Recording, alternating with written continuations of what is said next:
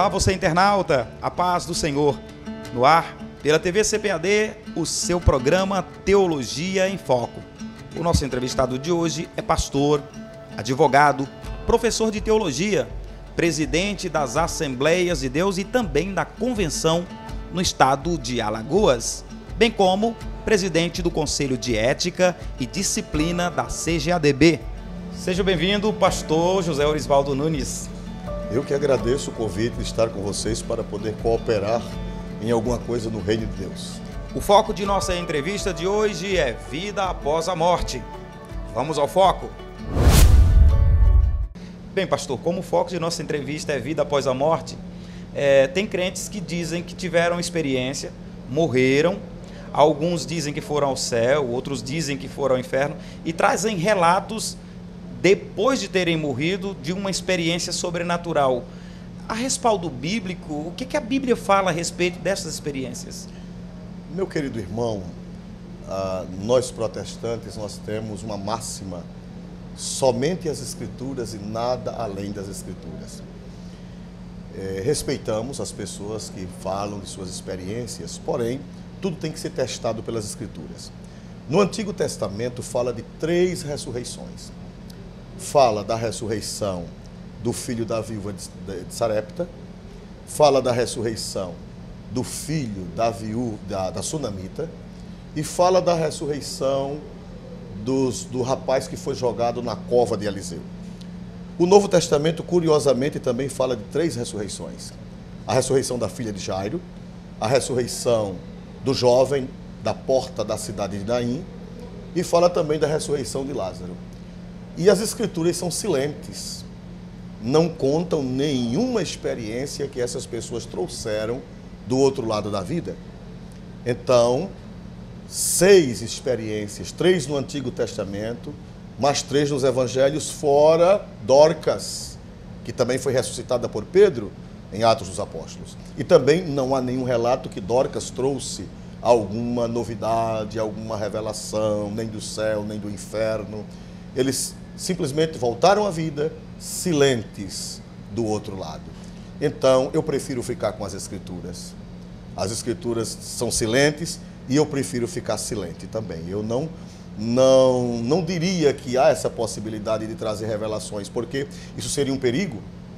As pessoas iriam acrescentar coisas à revelação que já está expressa na palavra de Deus. E tudo quanto Deus tem para revelar para nós está nas páginas da Bíblia. Né? Martinho Lutero dizia que toda revelação, todo milagre fora da Bíblia deve ser rejeitado, ainda que chova milagre todos os dias. Considerando então a resposta que o senhor está dando, como nós devemos interpretar de forma correta o texto bíblico que diz que depois da morte segue-se a juízo? Encaixa-se perfeitamente na observação que o senhor faz? Sim, perfeitamente, né? Nós talvez mais adiante nós vamos entrar nessa parte, porque o juízo não é apenas um ato único. O juízo é um processo, né? Por exemplo, aqueles que morreram em Cristo, eles já entram no gozo do Senhor, né? No paraíso celestial, como o Senhor fala, e o apóstolo São Paulo fala também, que de qualquer maneira já estão desfrutando das bênçãos. Não plenamente, porque a plenitude da bênção, da bem-aventurança eterna, será após a vinda do Senhor Jesus, a parousia, que será a plenitude da bênção, quando os salvos serão coroados e glorificados plenamente com os galardões. Mas mesmo antes disso, eles já estão gozando. Como também os perdidos.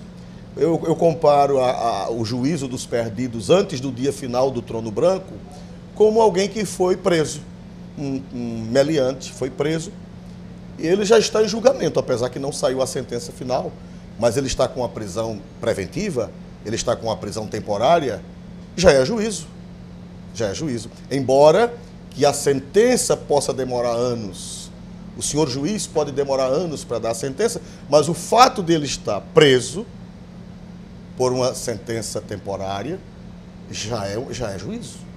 Então, os perdidos que estão no Hades, eles já estão em juízo, como se estivessem numa prisão temporária, esperando o dia final, o dia do grande trono branco lá de Apocalipse 20, quando será a sentença. Então o juízo não é um ato, o juízo é um processo que começa após a morte. Como também a bem-aventurança do salvo não é um ato apenas, é um processo que começa após a morte, com a ida para o paraíso e depois a vinda do Senhor, a ressurreição, a glorificação do corpo, né? Quando todo ser será redimido e depois perante o tribunal de Cristo para receber o galardão, e só quem vai comparecer são os salvos diante do tribunal de Cristo. Então, o juízo não é um ato, é um processo. Bem, o primeiro bloco de nossa entrevista fica por aqui. Já já nós estamos de volta, amigo internauta. Fique por aí. Continuamos com o pastor José Orisvaldo Nunes falando a respeito de vida após a morte.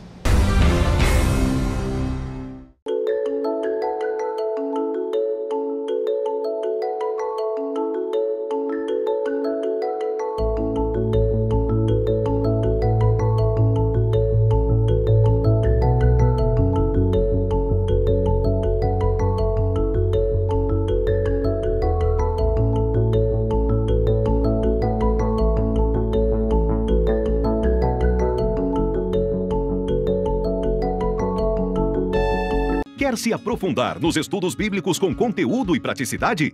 Temos uma grande novidade para você. A Bíblia em fascículos, vendidos separadamente e com preço acessível. Cada um dos 31 fascículos vem com o texto bíblico e diversos recursos da Bíblia do Estudante aplicação pessoal.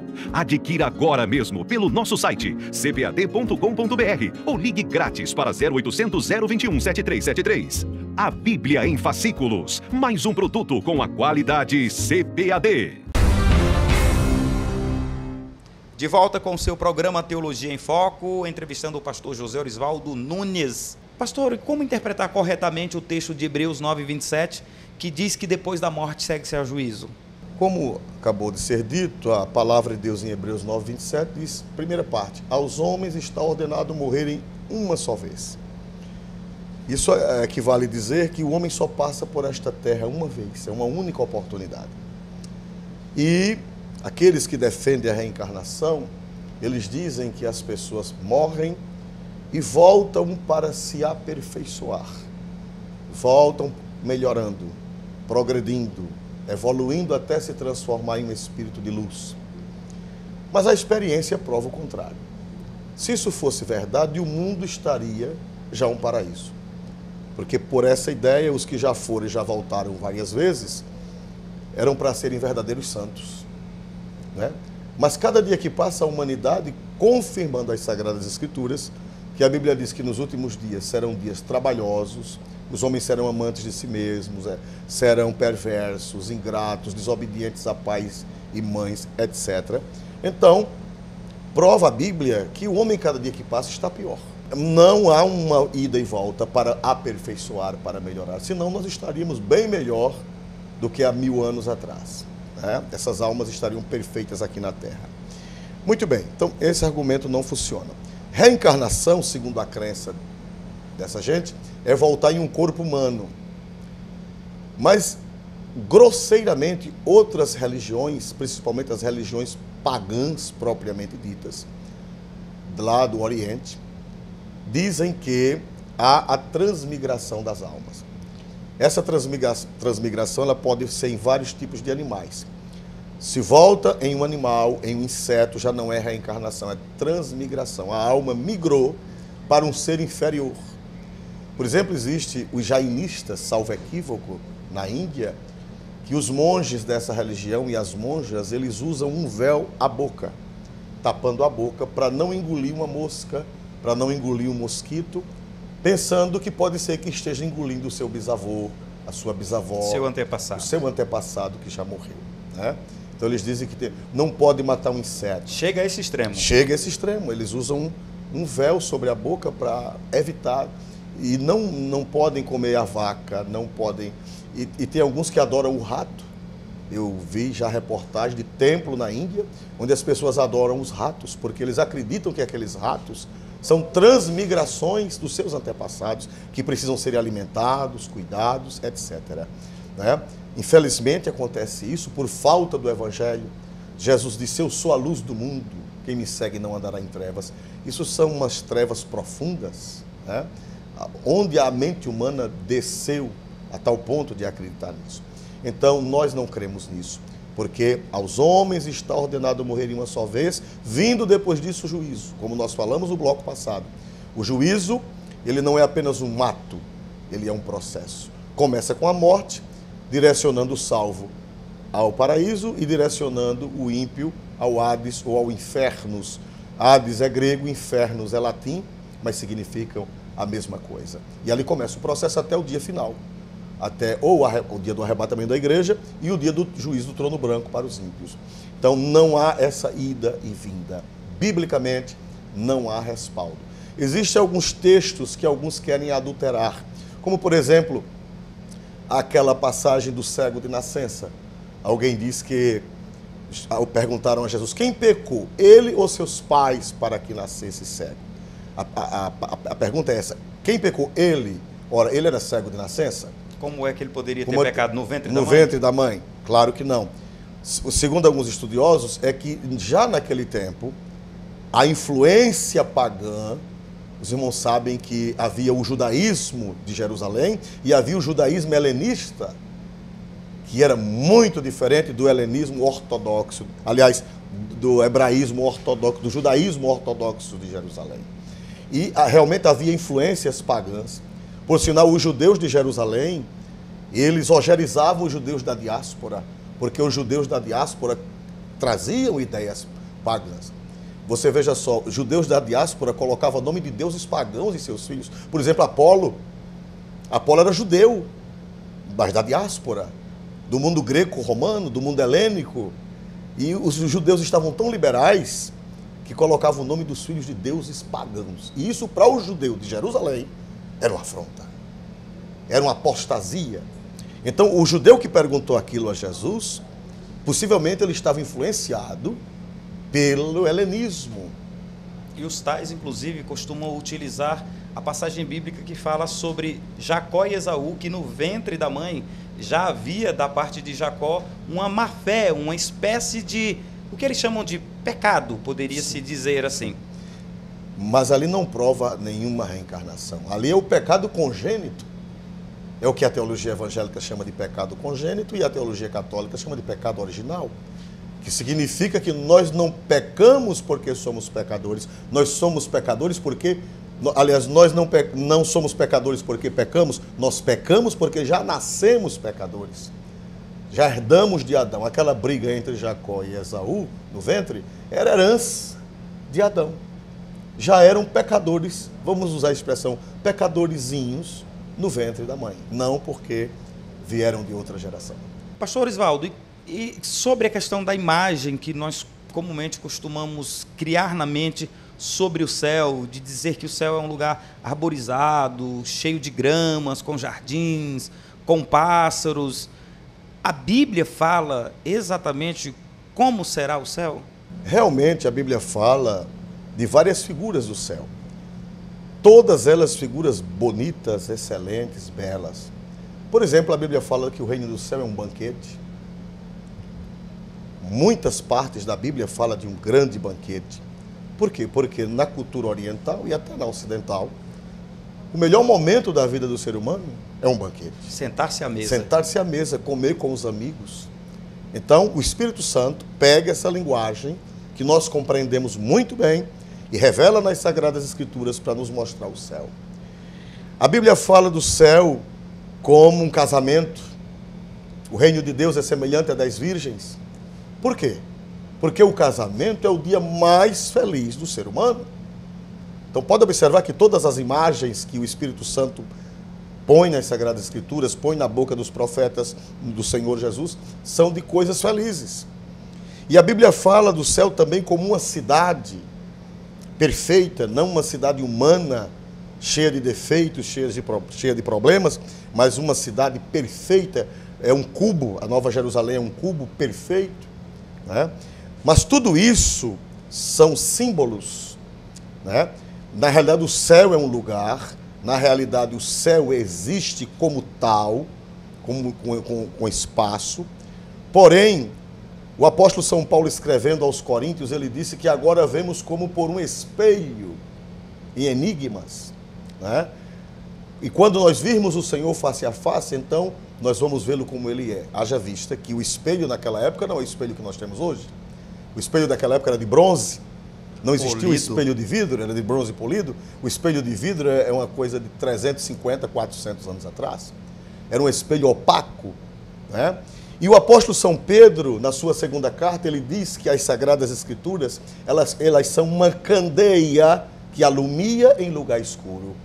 Uma candeia, ela é suficiente para você não tropeçar, ela é suficiente para você não cair, para você não errar. Quem tem uma candeia está feliz no escuro.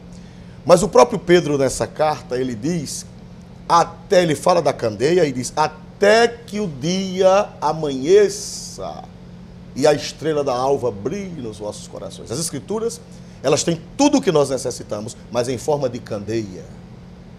E Pedro diz, até que o dia amanheça. Então, quando nós chegarmos no céu, esses símbolos que o Espírito Santo usou, essas imagens que o Espírito Santo usou, vai ser muito mais. Isso é uma pálida imagem para a nossa pobre compreensão. Tanto é que quando o apóstolo tem a visão, o apóstolo João tem a visão registrada no Apocalipse, ele costuma usar a expressão como que. Como que? Como de. Essas expressões estão bem presentes lá. Estão bem presentes. É o que Paulo disse, citando o profeta Isaías, o que o olho não viu, o que o ouvido não viu, e o que não subiu à imaginação humana, é o que Deus preparou. Não chegou ainda na nossa imaginação. O Espírito Santo tomou aquilo que chegou na nossa imaginação. Mas Paulo disse que é muito mais, não chegou. O que é lá a realidade, a glória, a beleza, os símbolos, eles perderão o valor quando chega lá. Vai ser muito mais do que a simbologia bíblica. Pastor, e o dogma da existência do purgatório tem sustentação bíblica? No que é que os que defendem a existência do purgatório sustentam sua argumentação? Eu fui católico praticante, né? E eu conheço as bases do purgatório nas Escrituras, pelo menos as bases em tese. Primeira base do purgatório utilizado pela Igreja Católica é o livro de Macabeus. Porque há lá uma oferta, uns soldados morrem numa guerra e descobrem depois que eles tinham ídolos. Eles não eram judeus fiéis, eram judeus idólatras. E quando descobriram que eles tinham ídolos, então mandaram uma oferta para Jerusalém para fazer um sacrifício por eles. Só que o livro de Macabeus, ele não faz parte do cânon judaico. Ele faz parte do cânon fora de Jerusalém, fora da Palestina. Ele nunca foi aceito pelos judeus de Jerusalém. Como eu falei para você, os judeus helênicos, os judeus que criaram-se fora da Palestina, eles foram influenciados pela filosofia pagã. Então o livro de Macabeus, ele reflete isso. Por isso que não foi aceito. Porque não está a pureza da teologia judaica em Macabeus e nos demais apócrifos. Ou então, como chama lá, são livros deuterocanônicos, canonizados em segundo plano. Né? Então, o que é que acontece? O livro de Macabeus não serve para a nossa teologia, nem para a teologia judaica, porque ele é influenciado pela cultura helênica. Não é uma coisa pura judaica. Então, cai fora. O argumento do sacrifício que foi oferecido pelos mortos em Macabeus cai fora da nossa teologia, porque é uma teologia não pura. É influenciada pela teologia helênica rejeitada pelos judeus e por nós cristãos. Em segundo lugar, os teólogos católicos, eles citam, não, mas Jesus disse que quem blasfemar contra o Espírito Santo, em Mateus 12, 32, nem tem perdão neste mundo, nem no vindouro. Então a tese é que tem coisas que serão perdoadas neste mundo, e baseado nesse texto, tem coisas que serão perdoadas no mundo vindouro. Mas quando Cristo disse que nem será perdoada neste mundo, nem no vindouro, ele não estava dizendo que algumas coisas seriam perdoadas no outro mundo. Ele estava usando de um pleonasmo. Ele estava usando de uma redundância para dizer que não tem perdão. Não tinha mais jeito. Não tinha mais jeito. Não é que ele estava dizendo que alguns pecados seriam perdoados no outro mundo. Ele estava usando de uma linguagem forte para fixar na mente dos seus ouvintes que quem blasfemar contra o Espírito Santo não tem perdão. E a outra base também da teologia católica é que no livro de 1 Coríntios 3 e 13 diz que o tal será salvo como que pelo fogo. Aí eles pegam esse versículo e interpretam que é o purgatório. Não é isso que a Escritura diz. Está falando do galardão dos cristãos, o tribunal de Cristo para os crentes. Não é o tribunal geral para toda a humanidade, o trono branco, é o tribunal dos cristãos, onde eles serão julgados pelas suas obras que fizeram para Cristo. E a Bíblia diz que o cristão que não produziu obras boas para Cristo, depois de salvo, ele vai ser salvo, mas como alguém que toda a sua construção foi destruída pelo fogo e ele escapou pela janela, só com a roupa do corpo. É aquele que é salvo só pela graça, mas ele não correspondeu à graça, ele não produziu. Então a Bíblia diz que toda a construção que ele fez, por exemplo, o cristão que trabalha para se apresentar, o cristão que trabalha por egoísmo, por vanglória, ele pode ter feito até uma catedral, ele pode até ter ganho 1000 almas para Cristo, mas ele não fez para a glória de Cristo, ele fez para a sua própria exaltação. Então Paulo disse que essas obras dele serão queimadas. É comparado a feno, madeira e palha. E aqueles que construíram por amor a Deus, por amor ao próximo, Paulo disse que é ouro, prata e pedras preciosas que resistirão ao fogo. Não é um fogo literal, é o fogo do juízo, da análise divina. Então, essa parte nada tem a ver com o purgatório, é com o julgamento dos cristãos após a vinda do Senhor. Tudo o que eles fizeram será destruído pelo juízo de Deus, mas eles serão salvos porque a salvação é pela graça e não pelas obras, como pelo fogo. Tudo foi destruído, as obras foram destruídas, mas como ele era crente em Cristo pela graça, ele escapou como quem foge do incêndio. Não tem nada a ver com o purgatório. E a terceira é que os nossos amigos católicos, por quem temos um profundo respeito, porque tenho bons amigos lá, mas é o caso de Onesíforo. Paulo, ele, em Timóteo, faz um agradecimento à casa de Onesíforo, que foi um grande amigo dele. E ele diz que Paulo ora assim, que ele ache misericórdia do Senhor naquele dia.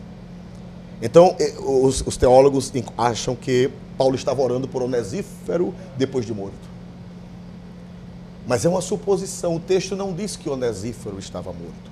O texto não diz. Ele estava possivelmente fora de casa, e eles acham que é uma oração de Paulo por um amigo seu, um benfeitor, que morreu. Mas isso é uma hipótese, não há um fato revelado nas Escrituras. Então, todos os embasamentos caem por terra, porque são ideias, são conjecturas, mas não há uma base bíblica. Por sinal, para que fechemos este assunto do purgatório, a igreja oriental, a igreja ortodoxa, russa, grega, bizantina, romena, elas não acreditam no purgatório, porque elas só aceitam as doutrinas dos 7 primeiros concílios da igreja. As igrejas orientais, elas só aceitam as doutrinas que estão nos 7 primeiros concílios da igreja unida, da igreja una. E a doutrina do purgatório surgiu lá pelo ano 1000, quando os 7 concílios principais da igreja já tinham passado. Então, a igreja ortodoxa grega, que é irmã da igreja ocidental, da igreja latina, que é a que nós conhecemos como católica romana, irmãzinha, não aceita, porque a doutrina do purgatório não faz parte dos 7 primeiros concílios da igreja. Então, mais uma evidência que o purgatório, até a igreja oriental, não aceita.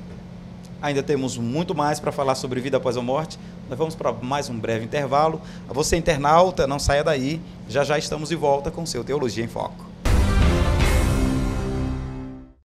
Experimente uma surpreendente viagem na história de Deus e uma forma confiável de aplicá-la em sua vida com a Bíblia de Estudo Cronológica Aplicação Pessoal. Totalmente colorida e ricamente ilustrada, ela oferece uma visão ampla ao inserir as Escrituras em 10 grandes eras, combinando os textos bíblicos em uma ordem sequencial de tempo desde a criação até o final. Bíblia de Estudo Cronológica Aplicação Pessoal, um produto com a qualidade CPAD.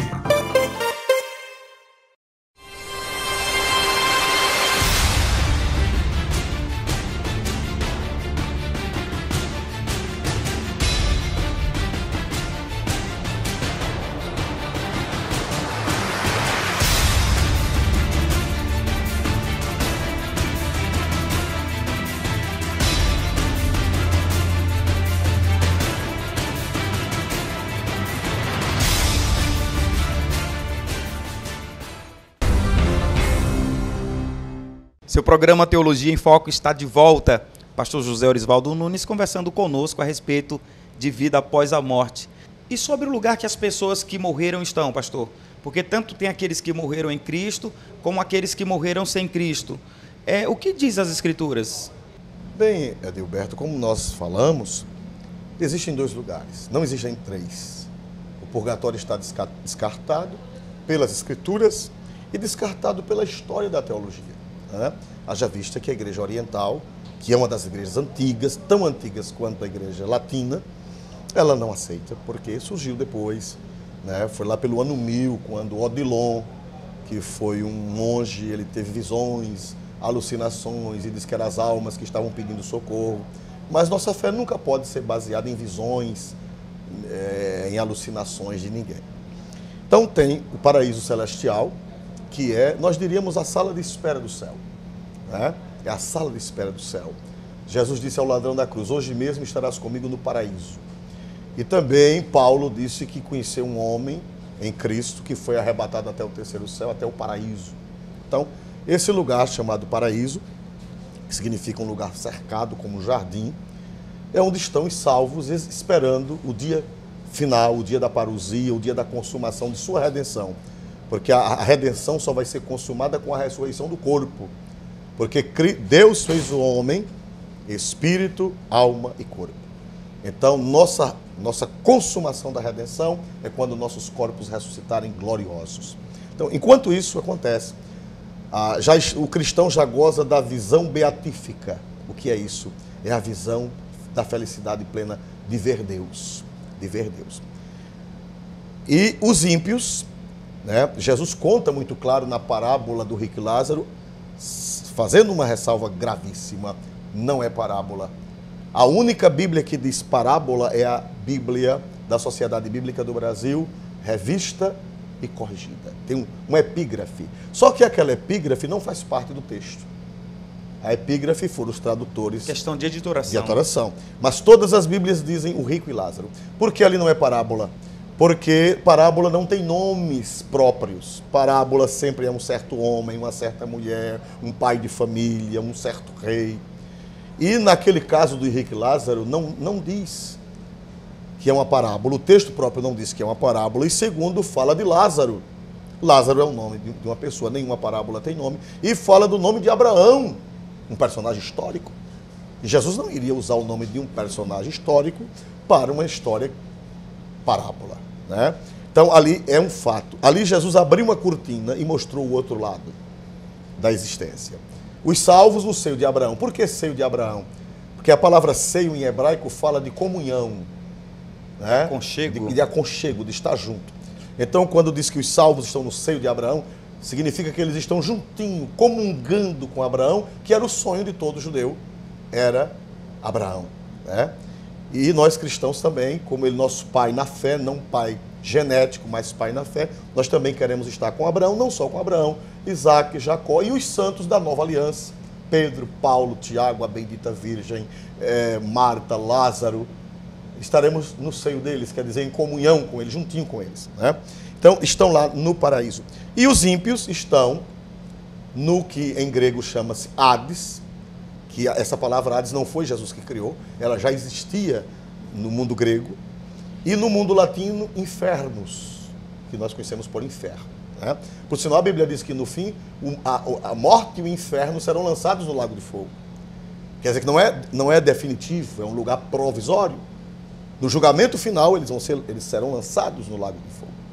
Então, esse infernos, ou Hades, depende da tradução, é o lugar onde estão os perdidos, já em tormentos, porque já está começando o juízo, como eu falei. O juízo não é um ato único, mas é um processo.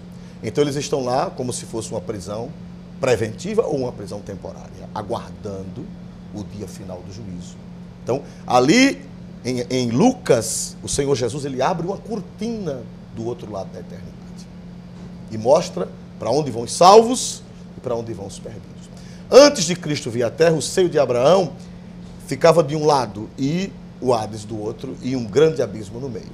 Quando Cristo morre, Efésios capítulo 4 diz que Cristo, com a sua ressurreição, ele passa lá e leva os santos para regiões celestiais. Eles só puderam subir para regiões superiores após a morte de Cristo. A Bíblia diz que, subindo ao alto, levou cativo o cativeiro.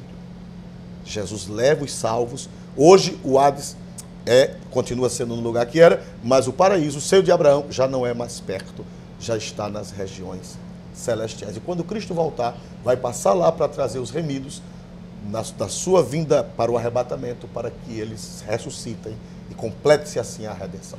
Eclesiastes capítulo 3, versículo 19, diz que aquilo que sucede ao homem, sucede ao animal, ou sucede aos homens, sucede aos animais, e vice-versa. Este texto bíblico dá sustentação para a ideia de que animais também vão para o céu. Quem tem seu animal de estimação, por exemplo, tem gente que ama animais de estimação e gostaria que o seu animalzinho de estimação fosse para o céu. Eclesiastes 3:19 garante essa questão de salvação também para animais, ou não tem nada a ver com essa interpretação, pastor? Quando a Bíblia diz que assim como morre o homem, morre o animal, ou como morre o animal, morre o homem, hermeneuticamente não tem nada a ver com esse assunto. O agiógrafo, no caso, que não é um profeta, é um agiógrafo. O agiógrafo quer dizer historiador, escritor sagrado. Agios no grego é santo e grafos, gravar. Então, agiógrafo quer dizer o escritor sagrado. Eclesiastes é um livro produzido por um agiógrafo, um escritor sagrado. Ele não está falando de salvação, ele está falando do destino da matéria humana. Ele diz que o que acontece com a matéria humana acontece com a matéria do animal. Porque o homem saiu da terra, como também os animais, pelo menos os peixes e as árvores, Deus disse, produz a terra. Né? Tudo foi produzido pela terra. E o homem também foi produzido pela terra. Então, essa parte material, o agiógrafo está dizendo que elas têm o mesmo destino. Não está falando da parte espiritual. Vamos lá para capítulo 12. Diz que já o homem já tem uma coisa específica diferente. Diz, antes que o pó volte à terra como era, e o espírito volte a Deus que o deu. Então, não se pode pegar um versículo isolado e criar uma doutrina. Então, os animais, não está dizendo que os animais vão ressuscitar, nem que os animais têm uma parte espiritual. Está dizendo apenas que a parte material dos homens e dos animais tem o mesmo destino. Vieram ao pó e ao pó tornarão. Então, não tem esperança de que os animais serão salvos? Não. Lamentavelmente, quem tiver seu cachorrinho, aproveite aqui na terra. Bem, pastor Zé Erisvaldo, a conversa foi muito agradável. O nosso programa Teologia em Foco, esta edição, está ficando por aqui. Espero que nós voltemos outras vezes para conversar sobre outros assuntos teológicos. Um forte abraço a todos os irmãos de Alagoas, Igreja Assembleia de Deus, da qual o senhor é líder. E o senhor pode dirigir-se aos nossos internautas, deixando uma saudação a todos eles. Eu quero falar da minha felicidade de ter podido cooperar com o nosso querido pastor Adilberto, que é um amigo, apesar da distância, mas nós o temos em grande estima, e dizer a vocês que não percam esses programas, porque vocês vão enriquecer. A pior coisa do mundo é um cristão não ter o que responder. Pedro disse que nós devemos estar preparados para responder a razão da nossa esperança. E é através de programas como este, que nós aprendemos a responder a razão da nossa esperança. Parabéns, pastor Adilberto, firme, continue sempre animado neste trabalho. Amém. A você, internauta, a paz do Senhor. O seu Teologia em Foco volta em uma próxima edição. Um forte abraço a todos. Até nosso próximo encontro.